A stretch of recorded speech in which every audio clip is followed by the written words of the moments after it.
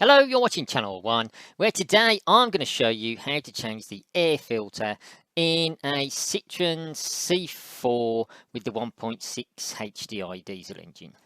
Now this engine is in a lot of Citroens and Peugeots, but I decided to buy a specific kit labelled for my car to make sure I didn't get anything wrong.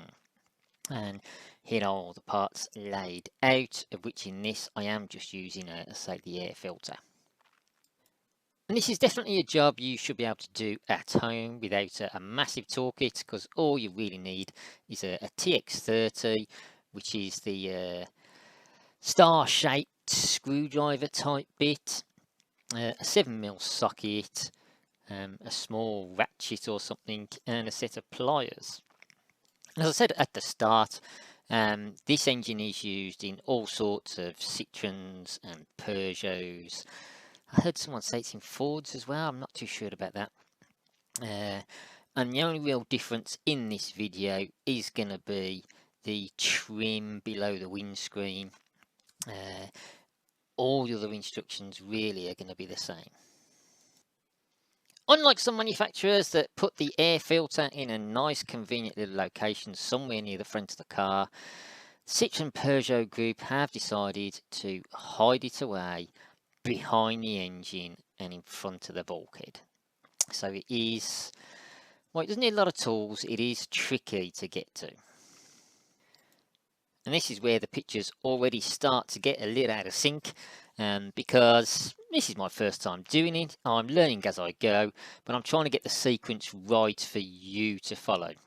So the first thing you want to do is remove the brake fluid reservoir from the bulkhead.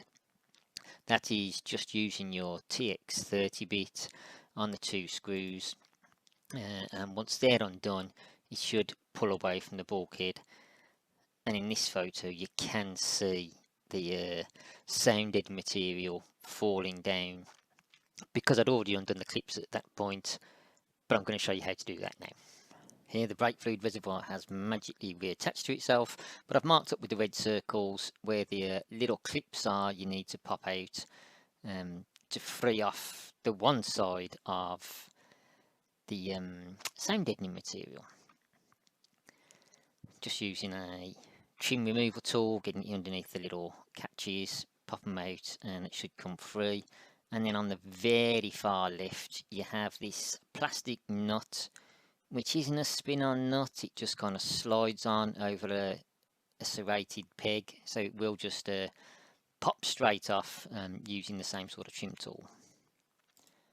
Once you've done the one side, carry on along and do the opposite side. And you'll note on my car the sound deadening material is a little bit ragged where someone's butchered it in the past. But with the brake master cylinder released and all the clips undone, you should be able to slide that whole sound deadening mat out away from behind the engine. And like a number of trim pieces underneath the bonnet, the cover over the top of the engine is held on the front in these couple of places with like a ball in a rubber grommet sort of arrangement. Here you can see the type of thing that I mean, and the back has two as well, and you just want to reach along the one of the sides and prise that up and the whole top cover will then pop off. Now you need to start disconnecting the hoses leading up to the airbox, of which we have this inlet. Yes, that's the inlet side, yes, got marked there, which will just simply twist free. And I've marked on this photo as well another one of those little ball and grommet sort of receptacles which holds the top pipe on, which you do actually want to remove, and I've got that shown, I'll say removed here. Next I'll disconnect the mass airflow sensor, or MAF sensor, which is simply a matter of pushing this little peg in on the connector and pulling it out towards you, and that should free that off.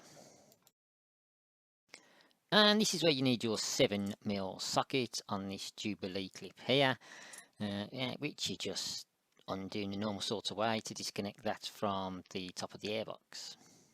Now comes the turn of the pliers. This clamp going onto the front of the turbo just needs both of the little pegs that stick out of that clamp there squeezing together, which will release the pressure on the hose and allow you to slide it off the inlet to the turbo. There is a little white clip in the middle of this hose which need disconnecting as well, which just kind of top and bottom clips pop off, and that will have this inlet to the turbo fully disconnected. I've marked up where each of the receptacles comes apart and fits on its mate inside.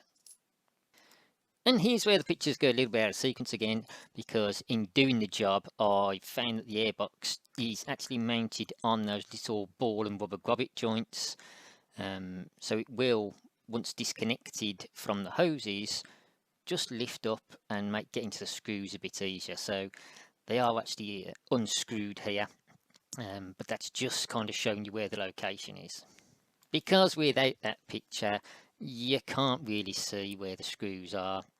One of them is on the right hand side of the top of the airbox, which in this picture is hidden by the outlet from the airbox going to feed the turbo, and the other is hidden down behind kind of where my wrist is in this picture, which you can't even see without lifting the airbox up, as I showed you in the past picture.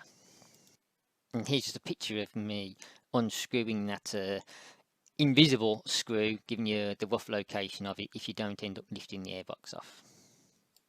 In this picture I've marked up the location of the 3 screws that hold the lid on the airbox, along with the little yellow circle there highlighting the round ball and grommet which locates the airbox. Just got a little zoomed in picture of it here to make it a bit easier to see. Because with them all released, you can now lift the lid off the airbox, and you can just about see in there where the air filter actually is. And here is the lid of the airbox upside down, showing you the 2 grommets that go on the little balls that are mounted on the engine that hold the airbox in position. They're marked in red. In yellow you have the 3 screws. And green are 4 little tongues that mount in the back of the airbox just to hold that face down when you're screwing the front of the airbox down. Then it's a nice simple matter of just removing the old air filter. Here's a little picture of it showing it's not actually awful. I've seen them far more clogged than that in vehicles, and just installing the brand new one exactly the opposite to how the old one came out. With the air filter seated as far down as you can press it into the base of the airbox, I've highlighted here the receptacles for those 4 tongues I marked in green on the lid of the airbox. You need to make sure you get all those in first. Might be a little bit tough clamping the top of the airbox down, because the new filter is a fair bit thicker and a lot more spongy than the one that came out. And this really is just the opposite of disassembly. So you want to tighten down your 3 screws holding the airbox lid down, and do make sure they're fairly tight down. As I say, the lid is quite stiff with the new air filter in, and I've highlighted in yellow on here as well that ball type of receptacle that the rubber grommet goes on, just holding all the airbox in position on the car. In this picture I just have all the screws down as tight as it can go. Nothing more exciting than that. And here I have marked in yellow the ball on the back of the engine, marked in yellow, and in red the receptacle that goes onto that. And if you pull the airbox towards you squarely, the left hand side, somewhere which I can't even see, has the same arrangement, and they should both mount nicely and not rattle forwards and backwards too much. And here is just that mounting arrangement shown correctly installed. Now you want to mount the turbo inlet pipe onto the top of the airbox, which is just a matter of sliding all the parts together. Next, make sure you do up the Jubilee clip with the 7mm socket. plug in your MAF sensor, which you should hear it just a little click as it goes in. Here it is correctly installed. And with that pipe on, you want to put the top feeder hose to the airbox inlet on and connect up the hose going from the collection point into that top hose. And finally, it's just a matter of fitting the vanity cover on top of the engine, sliding the sound deadening material down back beneath the windscreen and over the back of the engine, and refitting the brake fluid reservoir, and that is job done. So I hope this was of some use to some of you out there. I know I advertised a supplier of the service kit at the start here. I'd just like to state I am not endorsed by them or sponsored by them or given them any special treatment. I just bought it with my own money, and this is just a review of fitting the air filter rather than any specific supplier. So if it was of any help, do please hit the like button. Please subscribe to the channel. I'm going to be going over a lot of things with this vehicle as I get on with it and use it. But whether you subscribe or not, do please have a nice day. You take care. Stay safe. Peace, everybody.